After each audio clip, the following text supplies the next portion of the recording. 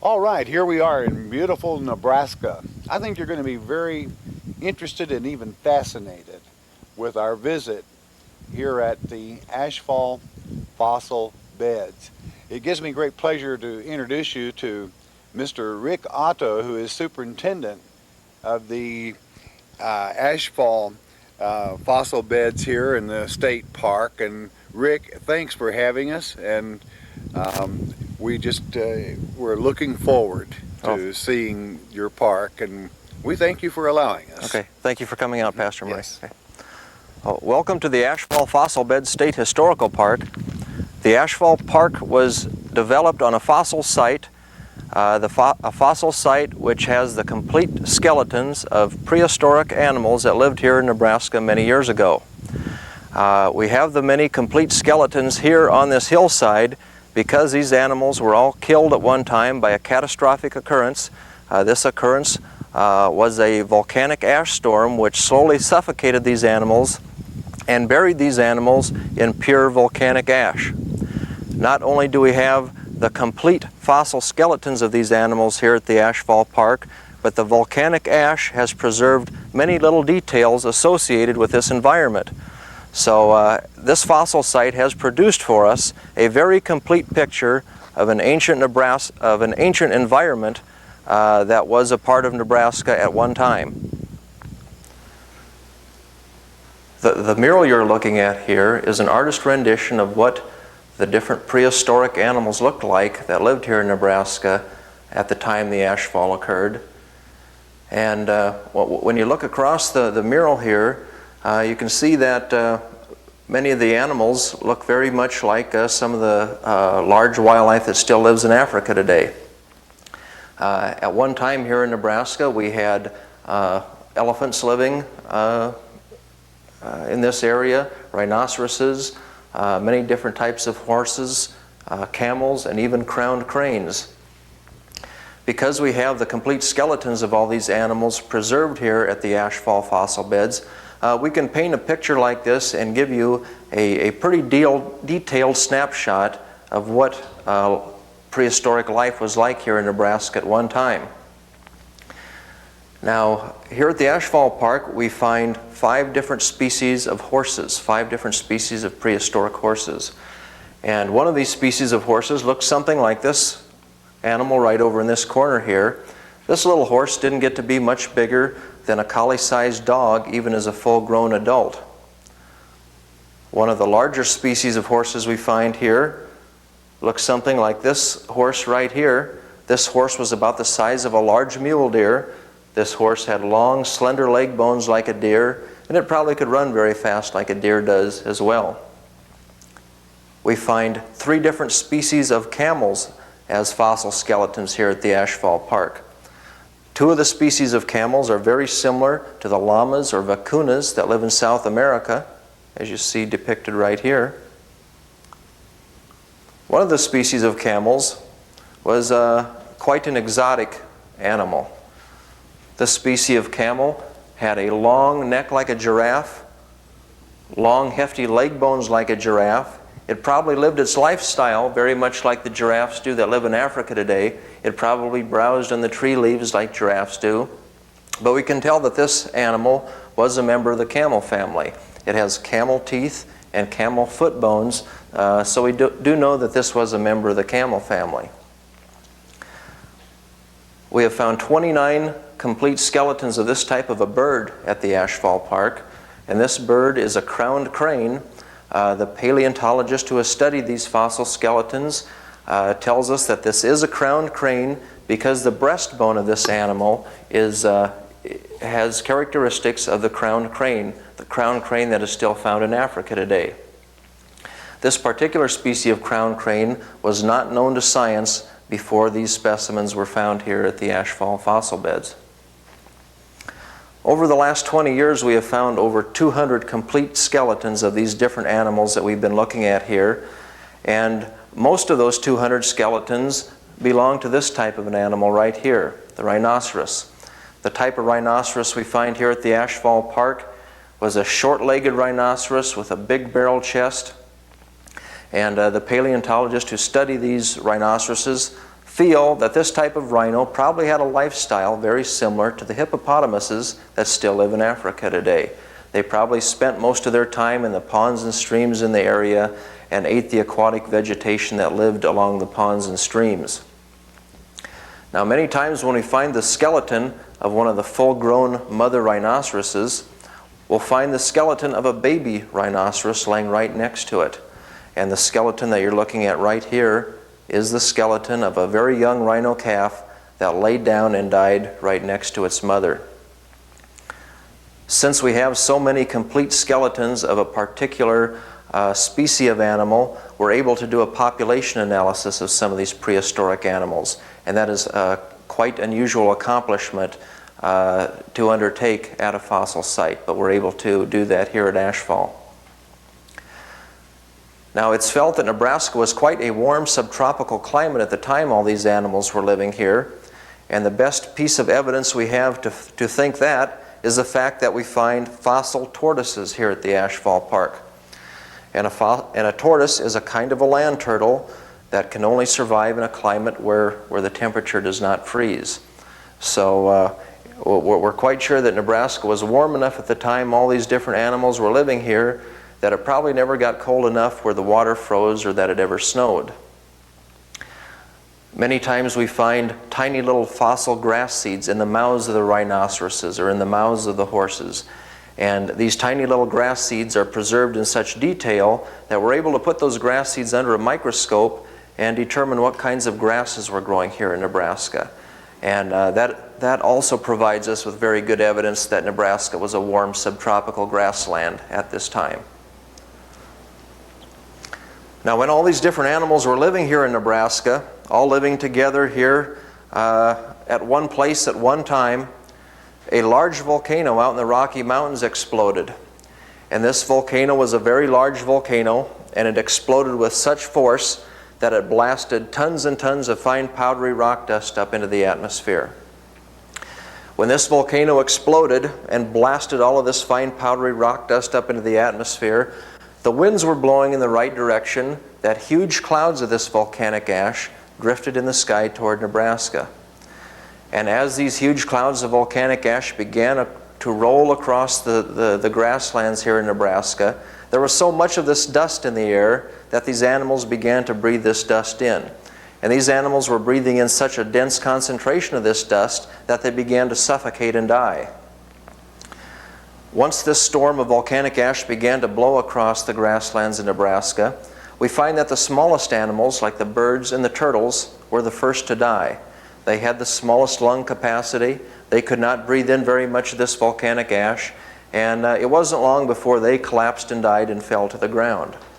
After they collapsed and fell to the ground, more volcanic ash blew across their bodies and accumulated on top of their bodies. Then the medium-sized animals, like the camels and the horses, had finally breathed in enough of this volcanic ash that they collapsed and died. They fell to the ground. More volcanic ash drifted across their carcasses and accumulated on top of their carcasses. Then finally, the big barrel-chested rhinoceroses collapsed and died. They had breathed in enough of this volcanic ash that they became weakened and died, and they fell to the ground. And sometimes the rhinoceroses collapsed and died right on top of the horses. When we get down to the rhino barn, we'll be able to show you a very good example of some of the rhino carcasses laying directly on top of the horse carcasses. Now, even after the big rhinos had collapsed and died, more volcanic ash continued to blow across their bodies and accumulate on top of their bodies. Another 5 to 6 foot of pure volcanic ash accumulated on top of the carcasses of the rhinos before the ash storm finally quit drifting and blowing across this ancient water hole that covered this area at this time. So the carcasses of these rhinoceroses and other animals were all buried deep enough under this blanket of volcanic ash that nothing really disturbed their skeletons for many, many years.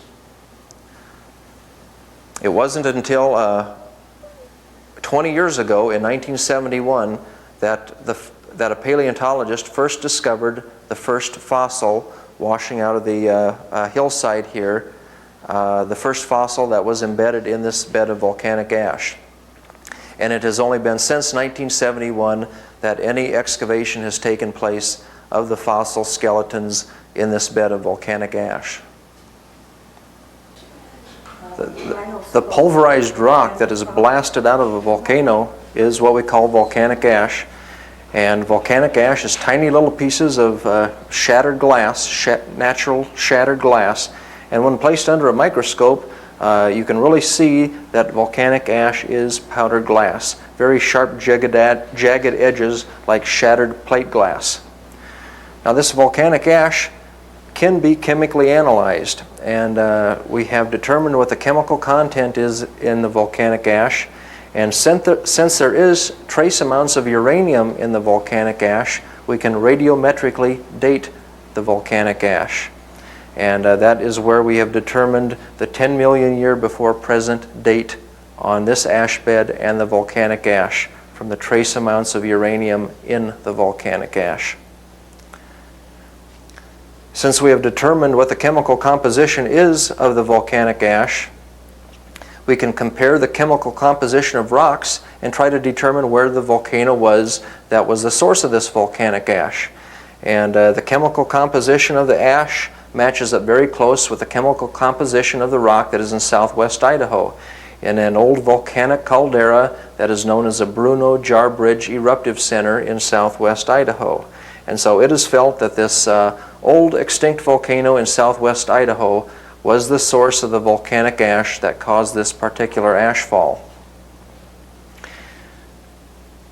Since we have an accumulation of 1.5 to 2 feet of it here in northeast Nebraska, it's felt that the volcanic eruption that caused this ash fall was quite possibly 200 times more powerful than the Mount St. Helens blast, which occurred 11 years ago in Washington State. Quite an impressive fact in trying to imagine the extent of how large the volcanic eruption was and the large area that was impacted by this volcano. We have quite good evidence that some of the animals that died during the ash fall lingered and suffered for quite a while after the ash storm began. We have frothy, ropey coating that had developed on the bone that is symptomatic of severe lung disease. And this disease is called Marie's disease, or hypertrophic pulmonary osteodystrophy. And a pathologist that has examined these bones has determined that this frothy, ropey coating on the bone is this type of disease. And so we can see that some of the animals suffered quite severely from this disease before they finally died. And this display demonstrates that right here. Now, one of the unusual things that we've come across so far in trying to analyze this fossil deposit is that all of the animals I've been telling you about so far have been grass-eating animals: the rhinos, the horses, the camels. We have not found any fossil skeletons of any of the carnivores, but we have very good evidence that the carnivores were coming in and eating on the carcasses of these rhinos and horses, because we find that some of the skeletons have been scattered, some of the rhino and horse skeletons have been scattered. And in this particular case right here, we can see where one of the bone-crushing dogs came in and bit into the skull cap of this three-toed horse right here. This three-toed horse has puncture marks on its brain cap here from one of the bone-crushing dogs that was trying to pull its carcass out of the ash bed. But so far we have not found any direct fossil evidence of any of the bone-crushing dogs or the saber-toothed cats. And we're quite sure those animals were living here at the time, because we find their fossil evidence in the layers of rock immediately underneath the ash bed and in the layer of rock immediately above the ash bed as well.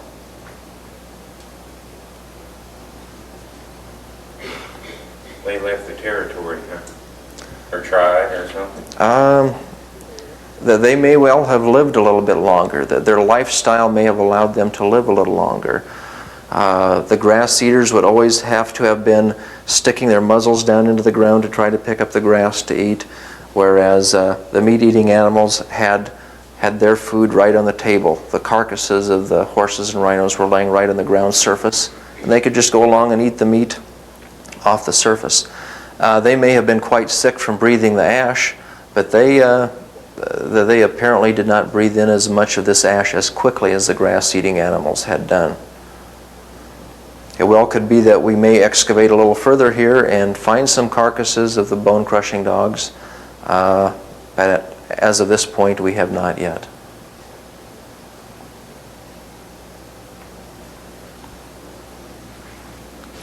When I was talking about the details that we have preserved in the volcanic ash here, right here you can see an example of the tiny little grass seeds that are preserved in the mouths of the rhinos. And these little grass seeds represent the last meal that these rhinoceroses ever ate. And they also give us a detailed picture as to the types of grasses that grew here in Nebraska at the time. And this bone right here is the tongue bone, the hyoid bone of one of the rhinos. And you have the little fossil grass seeds embedded right between the tongue bone there. In this display case, you're looking at the leg bones of the 5 different species of horses that lived here in northern Nebraska at the time the ashfall occurred. It's very unusual in the fossil record to find these delicate little side toes of the 3-toed horses preserved in the rock. But because these animals had been buried quite quickly by this volcanic ash, we still have the delicate little side toes of the 3-toed horses preserved in the volcanic ash. And here you can compare in size and character the 5 different species of prehistoric ashfall horses with a modern riding horse. This leg bone closest to you is the leg of a modern riding horse.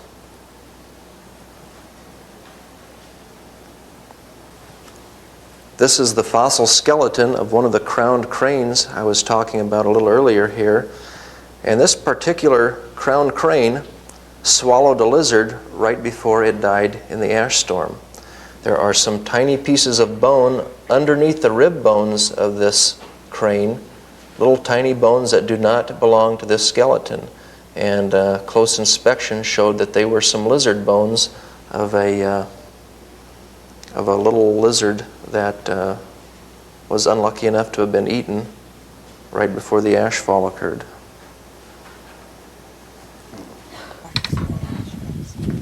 Okay, why don't we follow the path here, and then we'll cut off the path a little further down.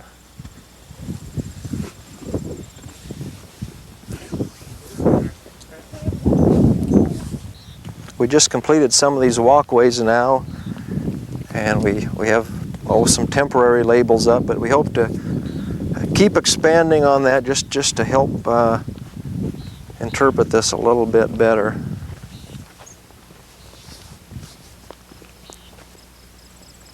In 1971, a professional paleontologist who happened to grow up in the nearby town of Orchard was out walking around on this farm property looking for fossils.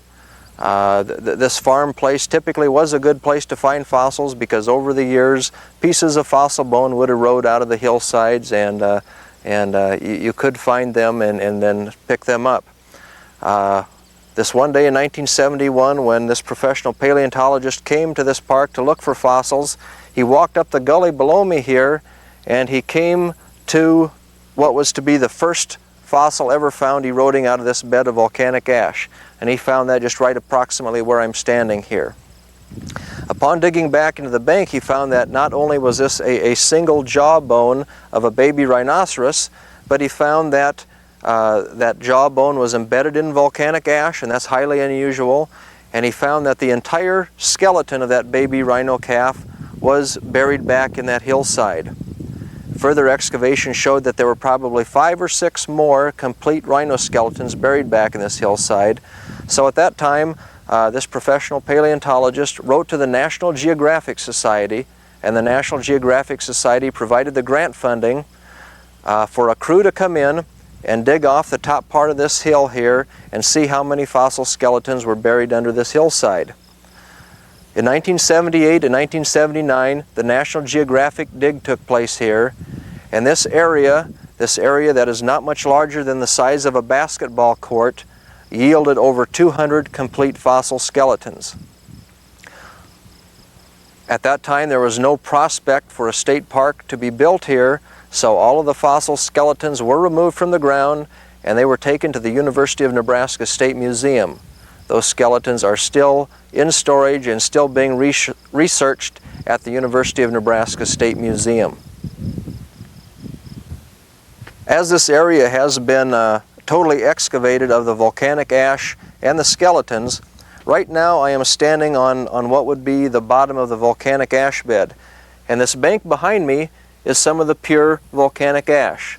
The volcanic ash is a silvery gray material, and you can tell from scraping through it or even picking some of it up with your fingers, it is pure volcanic ash. And volcanic ash is powdery rock dust that's been blasted out of a volcano.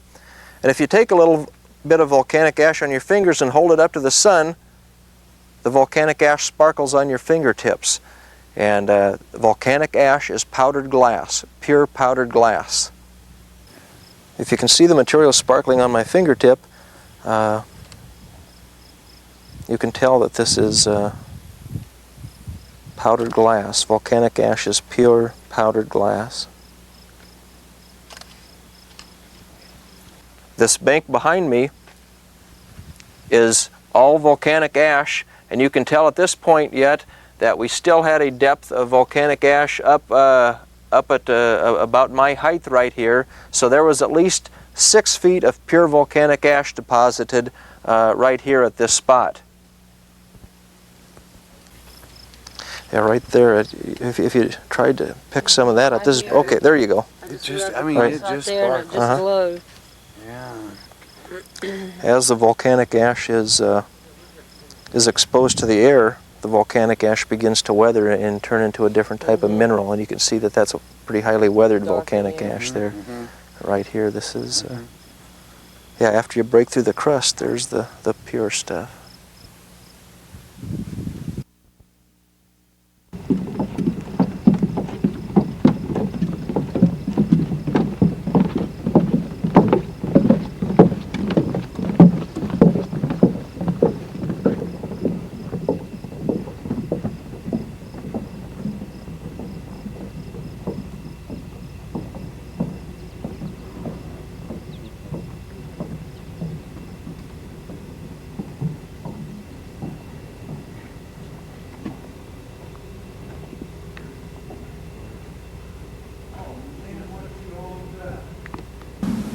The two assistants we have working in the rhino barn today are Ellen Steepleton. Ellen is a preparator at the University of Nebraska State Museum. She's one of our full-time staff persons. And over here we have Amy Gadert. Amy is a student at the University of Nebraska. A few minutes ago I showed you a sample of the volcanic ash, and I showed you that it was a silvery gray material, powdery silvery gray material. And if you look close here, all of the fossil skeletons in the rhino barn are laying in that silvery gray volcanic ash. When these animals died, they fell into the bed of volcanic ash. After they died, the volcanic ash continued to blow across their bodies and accumulate on the top of their bodies. Even after they had died, they were buried by a good 5 or 6 feet of pure volcanic ash. So their skeletons were totally covered by the same silvery gray material. Now all of the large skeletons you see in the center of the building here, these are the large full-grown rhinoceroses. The rhinos have a large blocky skull with large blocky cheek teeth here. This type of a rhino had short, stocky limb bones and long, heavy, curved rib bones, as you see right in front of me here. Same way with this individual right here. Well over 20 complete skeletons of camels have been found in this volcanic ash bed so far. And just a couple of weeks ago, we found the first skeleton in the rhino barn here. And this particular skeleton, this particular camel, is from a species that we had not found in the ash bed before. This is the third species of camel I had mentioned a little earlier here. This is one of the camels that was probably about the size of a llama. Probably looked somewhat similar to a llama.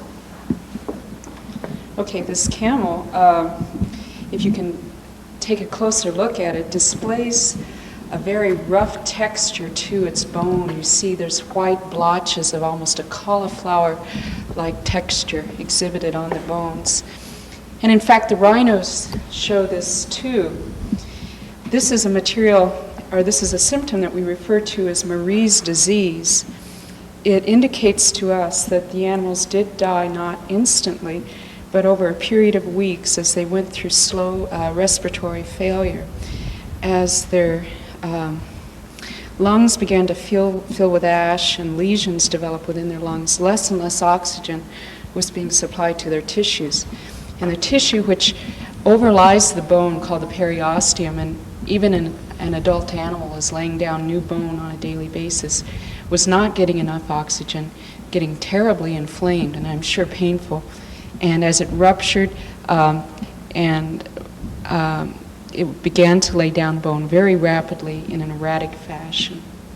We know that in modern animals that are in progressive lung disease, that it takes several weeks before this onset of this particular symptom occurs. And then once it does occur, mortality is fairly near. So we think that the rhinos probably died 4 to 6 weeks after the first, after the ash fall. Another thing that we see with this particular camel is that it was scavenged. It's not in its correct anatomical position. The smaller animals in the barn tend to show this more than the rhinos, that hindquarters have been pulled apart, limb bones have been broken open, and even we have some of the remains of carnivore scat. They're little bone chips in this fecal material, which has fossilized. Some of the bone-crushing dogs seem to be behaving as hyenas do today. Very commonly around a skeleton, we will find that they've marked the carcass with their scat, just as hyenas do today. Shall we move on? Let me see. What we have in the barn primarily, and in fact this has been the case throughout the site, the preponderance of animals are grazing animals, and these are the animals that we think just logically would have borne the brunt, the greatest exposure to the ash. These are animals that, just like grazing animals today, feed maybe 12 to 16 hours upon grass. However, their food source was now covered with ash, several feet of ash. So you can imagine these animals trying to paw through the ash and graze upon ash-covered grasses. So naturally they were just exposed to the ash to a very high degree. And we know that they, as I say, went into respiratory failure eventually and perished. What we're not sure about are the carnivores. We do, as I say, see their evidence that they were here. They had several opportunities, several days. There's sort of feeding levels exhibited throughout the barn where we can see that carcasses were being pulled apart. We find chew marks on the bones, and we find their fecal material. But we have not found a carnivore, one of the larger carnivores, preserved on the site. So there's several possibilities to account for that. One is that they just didn't suffer the same degree of exposure to the ash as these animals did. A large carnivore often needs to feed only once every 3 or 4 days. Certainly not hours and hours on end on a daily basis. So they may not have died at all. They may not have developed respiratory failure. Secondly, their instincts operate at a little different level than that of grazing animals. They may have had enough of a roaming, ranging tendency that they could have found areas that were less, had less ash, where there was less ash in the air, more sheltered and protected areas. Or thirdly, if they did succumb to respiratory failure eventually and to lung disease, as they grow weak and become diseased, again this was over a period of days, not an instant death, as an animal becomes weak, it naturally moves into the area where it feels most secure. We know that at least the bone-crushing dogs and the bear dogs were denning animals, burrowing, denning animals. So we expect that if they were becoming ill, that they retired to their den sites. And the den sites, of course, would not be in the low water hole, but in the highland areas nearby. So it will be a chance discovery of ash-filled burrow with a skeleton in it that will ever confirm that the animals died, that the carnivores died as a result of the ashfall itself. Okay, this is an area, it shows you the maximum degree of congestion. As you can see, it's hard for us to maneuver amongst all of these skeletons. One thing we found here is a newborn rhino calf. This one is probably about 2 months old, and its head is resting up, sort of nuzzling against this female rhino right here. So we don't obviously know for sure, but it's suggestive that perhaps this was a cow-calf pair. On the earlier dig, when a much larger area was exposed, they often found calves of this age actually in the nursing position, sort of nestled against the rib cage of females. We can tell a female rhino from an adult male rhino by this tusk here.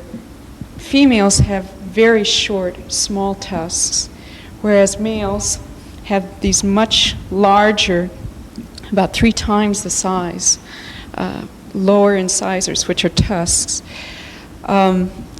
Again, from the earlier dig, we had the opportunity when excavating an adult like this one to prepare the interior, the abdominal cavities of these animals. We found lung tumors for one thing, but we also found fetuses. And the fetuses were inevitably in an animal with a short tusk, so we made the correlation that short tusks equal females. And we know that this is a newborn calf just by basis of tooth eruption. It only has 2 fully erupted and a 3rd tooth coming in each jaw. And again, from our sample of this population, we see that there's a progression, a step-like progression in tooth eruption and tooth wear. We know as a result that these animals calved simultaneously. Sometimes some animals will have their young scattered throughout the year, but these rhinos evidently gave birth within a period of a month each year. So the next age of calf we come across is one like this over here, an animal twice the size and with 5 to 6 teeth in each jaw, but still it's baby teeth. This has been the wonderful thing about this site. We're learning about their behavior, social behavior, as well as just anatomical features of the animals. We know that they had a very definite herd structure, that there were few males but many females and calves. We don't have many adolescent male rhinos in here, and again, that's consistent. Sort of as bison behave today, forming bachelor herds of the younger males. This seems to have been the behavior for these rhinos. Another animal, well actually representing a whole group of animals that we have on this site are the horses. And I'll try to point, I don't really want to, maybe I'll do a step here. Beginning here with the skull and then going around the corner sort of is fully displayed one of the larger horses, 3-toed horses found on the site. This would be the size of a pony. We have other species of horse which were much, much smaller. Most of the horses found on the site are primitive in the sense of having 3 toes. We do have one of the more modern horse, or the horse that eventually gave rise to the modern horse, Pliohippus, which is a single-toed horse.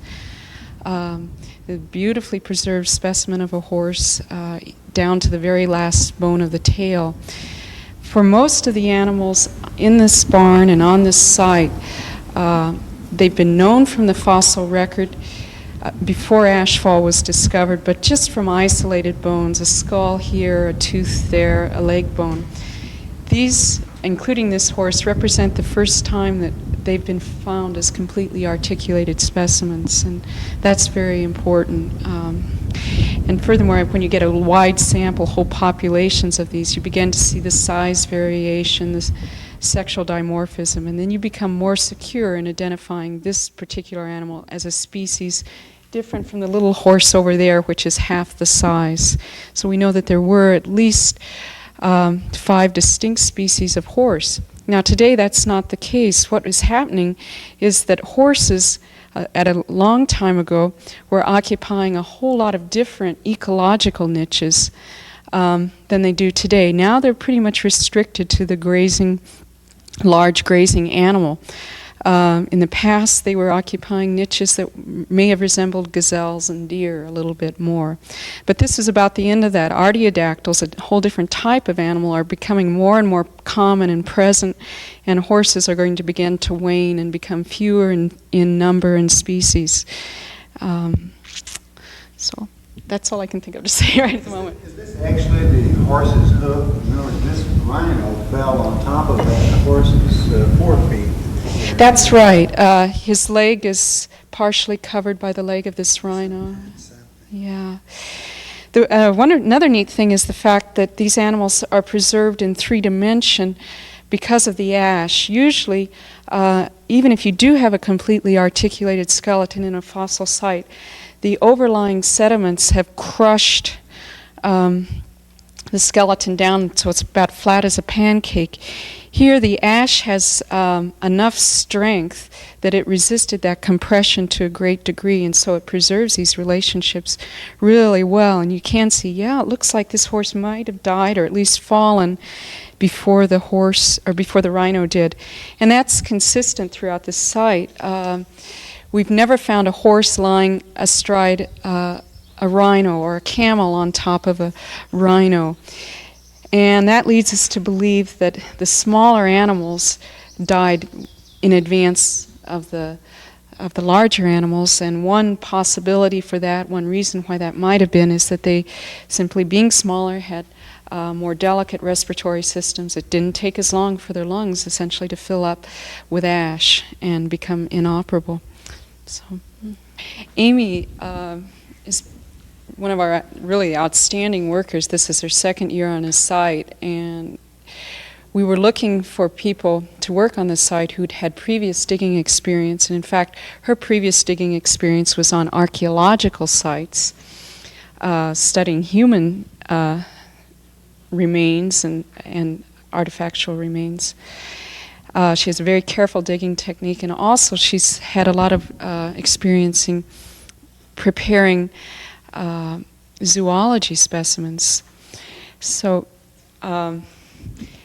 perhaps, Amy, you'd like to tell us a little bit about your educational experience and what is drawing you into these fields like archaeology and paleontology.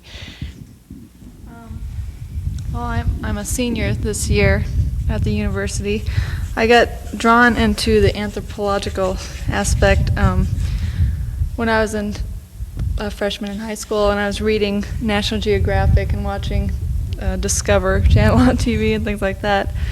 I'm just really interested in learning about the past, and there's so much to be learned still, and so that's why I went into that. I don't know. Well, that's wonderful. This bed of volcanic ash can be found across this area at the same stratigraphic level. You can find the same bed of volcanic ash across the valley, in the hill, and in the cliff at this same level. You can find this bed of volcanic ash in the road cuts and other cliffs further upstream. We always find this bed of volcanic ash at this elevation across this area here. On an average, this bed of volcanic ash is 1.5 to 2 foot thick in this area. On this hillside, the ash bed is 8 to 10 foot thick. This is the only hillside that we have found that the ash bed is 8 to 10 foot thick. This is the only hillside where we have found fossil skeletons in this bed of volcanic ash. It appears as though that this was a pond at the time these animals were living here. This was a low spot where after the animals collapsed and died here, the the volcanic ash continued to drift in and accumulate on top of their bodies. The volcanic ash accumulated in this low spot, much as snow accumulates in a low spot during a blizzard. So that is why we have a greater depth of volcanic ash on this hillside than we do on an average across the area here. Okay. In this excavation, we are digging through the layers of sand that are located immediately underneath the bed of volcanic ash. In these layers of sand, we find bits and pieces of the prehistoric animals that lived and died sometime before the ashfall. Right off to my side here, you can see part of a rhino skull from the same species of rhino that we find in the rhino barn in the ash bed. And here is a wide flat bone that is the hip bone, the pelvis of one of the elephants that lived at that time, one of the 4 Tusker elephants. And these are some of the larger pieces of bone from the larger animals we find in these layers of sand. We also find many tiny little pieces of bone from some of the smallest animals that lived at this time. Tiny little pieces of bone from the bats, from the lizards, from the snakes, from the mice that lived at this time. And they are such tiny fossils that we typically look for those fossils on these tables covered with window screen. After we scrape out the sand from this bedding, we lay the wet sand on top of the window screens, and as the sun dries the sand filters through the window screen.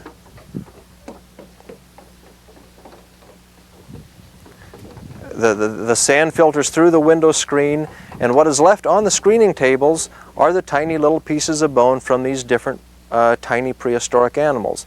So these screens are a means for us to find the tiniest of creatures that lived in Nebraska at this time.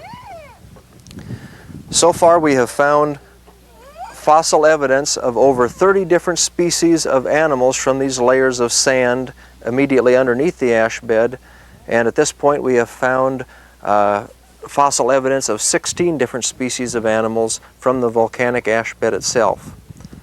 So by doing this type of excavation, these layers of sand right underneath the ash bed, this helps to form a greater knowledge of the big picture of what the environment was like here in Nebraska at that time. You show a rhino skull here, and we see full skeletons in here in the ash. That's right. You said this is below the ash. Are these, you find just partial skeletons below the ash layer? Is that? Mm-hmm. Yes, that's correct. When this particular rhino died, its bones laid on the ground surface for a while. The meat eaters tore the skeleton apart to a much greater extent than they were tore apart during the ash storm. Other rhinos came along and stomped on top of this rhino's bones. Elephant probably stepped on its bones. The bones become much more scattered and fragmented. That is because the bones are not buried quickly enough and deeply enough to give the nice detailed preservation such as we have in the fossil skeletons that are in the volcanic ash bed. Those animals were buried quickly enough and deeply enough after they died that we have the detailed preservation that you see in the rhino barn. Great. This is great stuff. Did the fossilization, did the ash actually cause that, even though it's after that, or? Well, by saying fossilization, I would imagine you refer to the mineralization, the minerals percolating into the bone and replacing the natural elements of the bone. After a bone is buried by some form of sediment, groundwater will percolate through the ground and percolate through the bone, and the minerals in the water will percolate into the bone and stay in the bone and replace the natural minerals in the bone. And that's when the mineralization occurs. Here in the yellow sand we see a different type of mineralization than you see from the fossil specimens that are buried in the bed of volcanic ash. The bone has been buried in a different type of sediment, and therefore you have a different type of mineralization occur. Well, thank you for coming to the Ashfall Park and letting me share the story of this really spectacular fossil site with you. If you care to visit the Ashfall Park is open May through September. During the month of May before Memorial Day and in September after Labor Day, we are open 10 a.m. to 4 p.m. Wednesday through Saturday and 1 to 4 p.m. on Sundays. We are closed Monday and Tuesday in May and September. From Memorial Day through Labor Day, through the summer months, we are open from 9 a.m. to 5 p.m. Monday through Saturday and 1 p.m. to 5 p.m. on Sundays.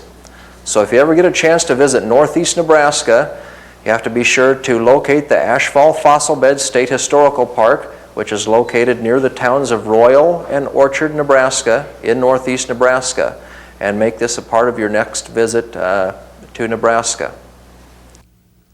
All right, say, wasn't that fascinating? I tell you to think, right here in the good old US of A, we have 10 million year old creatures exactly as there is in Africa. 10 million years ago. And beloved, I'm going to tell you, if you're ever in Nebraska passing through, I don't care how far you have to go out of your way, it's a trip well spent. I think probably that as far as ancient remains, that you'll never anywhere in this earth find a better preserved group of animals, exactly as they fell, and then covered over with ash whereby the carnivores could not destroy the bodies. I noticed in one of the horses that even the little bones in the tail were exactly laid out in place, with a big rhino falling right across the horse, and a horse's hoof coming out under the rhino's neck. Hey, it is really awesome. And I kind of have the same spirit that I felt when I was in the petrified forest driving through.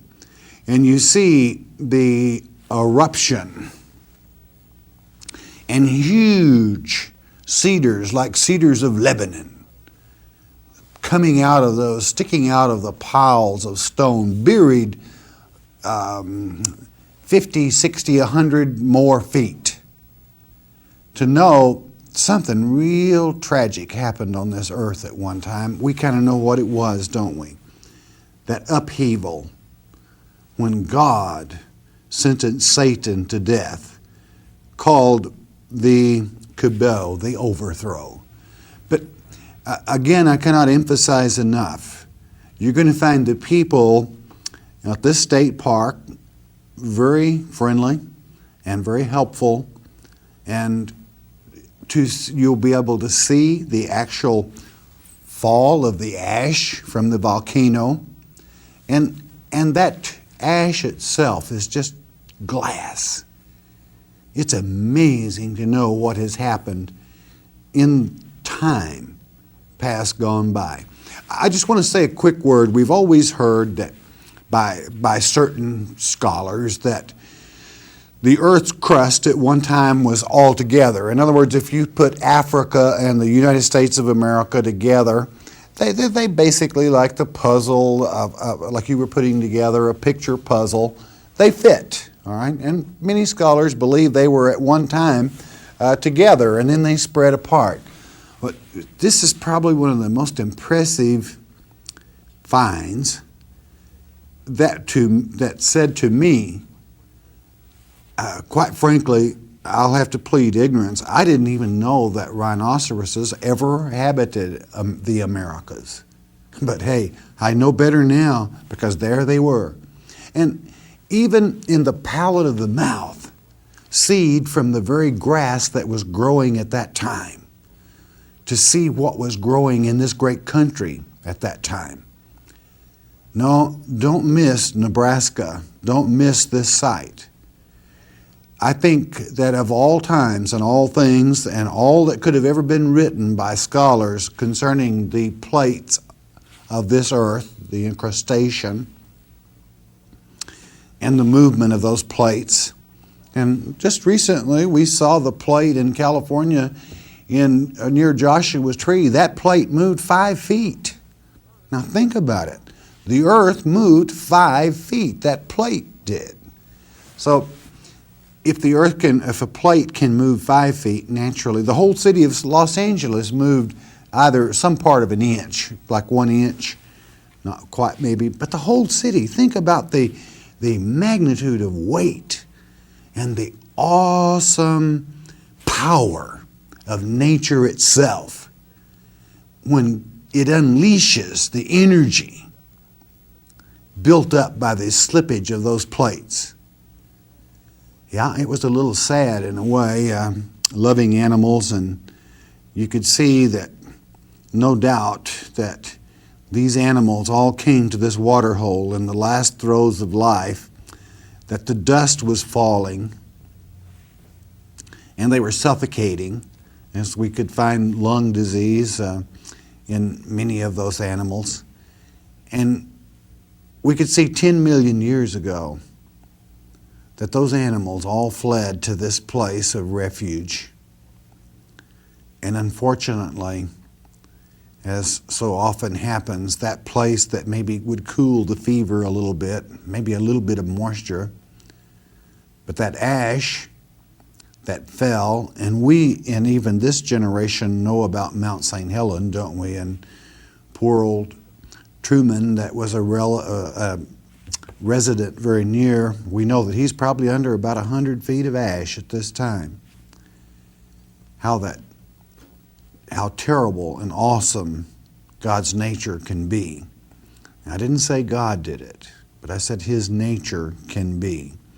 When you speak of the slippage and the friction from plates and the passage of time. But here we see all these animals, and it isn't like someone guessed that this happened in this way. Beloved, there it is, absolute proof of the first earth age, spoken of by Peter in 2 Peter chapter 3. If I were to title the place, I would probably give it a name. I know it's called the Ashfall, but I think I would call it As They Fell, because that's how you find them, exactly as they fell, all in position, all struggling for life. And I would have to say one thing, and perhaps many will see this documentary that would disagree, that do not accept God's word as the word. But when you look at the sadness of these creatures gasping for that last breath of clean air and this silicon glass cutting into the lung as they had to breathe it, then we know Satan caused this also. Satan, is it no wonder that God named him the destroyer? For that's what it has been since the start of his fall, destruction after destruction, pain after pain. So think about it. As you see these creatures, that overthrow, that chaotic period and that chaos, that particular one was brought forward by God to even change the position of the earth. Could it be that as we saw zebras with 5 different types of horses, and believe me, the hooves are there, you can see them as you saw in the documentary, and those animals that were not thought to have existed in the Americas, there they were. And let it be another spot of learning, another point in our education on this quest for truth, in this quest for answers. I think we've had a great deal added to our knowledge concerning that first earth age spoken of again by Peter in 2 Peter chapter 3. I cannot express to you the awesome feeling of seeing not a bone scattered here and a bone scattered there, but complete animals in that fight for survival, being drawn to this place that gives you better documentation of the first Earth age. That first Earth age, that Satan was also the spoiler. So as you travel the byways, and in this case, you'll have back road a little bit, but they're good all-weather roads. You'll enjoy it. For just a short mile or two. Don't let me mislead you. Easy to find. That if you're through, take a moment out of your life and visit Ashfall. See for yourself. And let the spirit of 10 million years ago settle in your mind. So there you have it. Ashfall, and beloved, you were there.